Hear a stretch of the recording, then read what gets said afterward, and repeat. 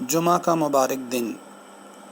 جمعہ کے دن کی برکت کے بہت سے فضائل احادیث میں وارد ہوئے ہیں، اور اس کے لیے کچھ مسنون اعمال ہیں جن کی تلقین اللہ کے نبی صلی اللہ علیہ وسلم کی احادیث مبارکہ میں بھی موجود ہے، اور آپ صلی اللہ علیہ وسلم کی سنت سے بھی ثابت ہے، جس میں سے کچھ اعمال یہ ہیں: مسواک کرنا، غسل کرنا، اچھے کپڑے پہننا، خوشبو وغیرہ لگانا، نماز جمعہ کے لیے ممکن ہو تو پیدل جانا، مسجد جلدی پہنچنا، امام کے قریب بیٹھنے کی کوشش کرنا اور خطبہ غور سے سننا، سورہ کہف کی تلاوت کرنا، کثرت سے درود شریف پڑھنا اور دعاؤں کا اہتمام کرنا۔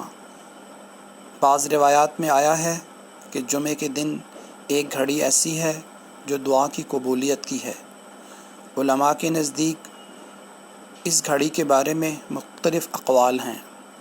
بعض علماء کے نزدیک 2 خطبوں کے درمیان جو وقت ہوتا ہے اس میں دعا قبول ہوتی ہے۔